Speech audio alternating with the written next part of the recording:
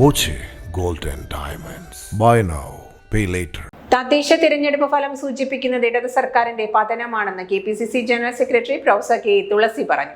Kerala state service pensioners association വാർഷിക സമ്മേളനത്തിന്റെ ഭാഗമായി നടന്ന വനിതാ സമ്മേളനം ഉദ്ഘാടനം ചെയ്യുകയായിരുന്നു കെ തുളസി. പെൻഷൻകാരുൾപ്പെടെ അവശത അനുഭവിക്കുന്ന അടിസ്ഥാന വിഭാഗങ്ങളെ അവഗണിച്ച് മുന്നോട്ട് പോയാൽ പതനമാണ് ഫലമെന്ന് തെളിയിക്കുന്നതാണ് തിരഞ്ഞെടുപ്പ് ഫലം. സാമ്പത്തിക ദാരിദ്ര്യത്തിന്റെ പേരിൽ അടിസ്ഥാന വിഭാഗങ്ങൾ അവഗണന നേരിടുമ്പോഴും മറുവശത്ത് കോടികളുടെ ധൂർത്ത് നടത്തിയത് കണ്ട സമൂഹം പ്രതികാരത്തിനായി കാത്തിരിക്കുകയായിരുന്നു.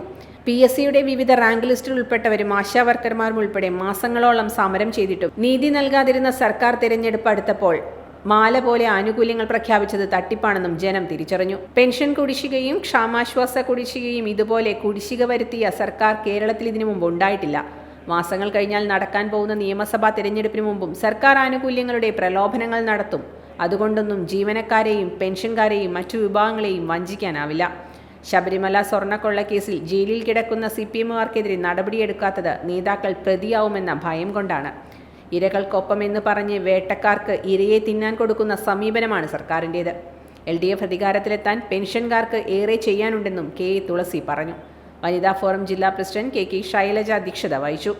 KSSPA വനിതാ ഫോറം സംസ്ഥാന president M Vasanthi, general secretary TS Radhamani, KSSPA ജില്ലാ പ്രസിഡന്റ് K ബാലകൃഷ്ണൻ, വനിതാ ഫോറം ജില്ലാ സെക്രട്ടറി PD ഗ്രേഡി, സംസ്ഥാന vice president C Balan, K Sarojini, Paul P Alice, CT Ramani, Jameela Shid, MK Indira, V Antony, Bhakthavatsal എന്നിവർ സംസാരിച്ചു.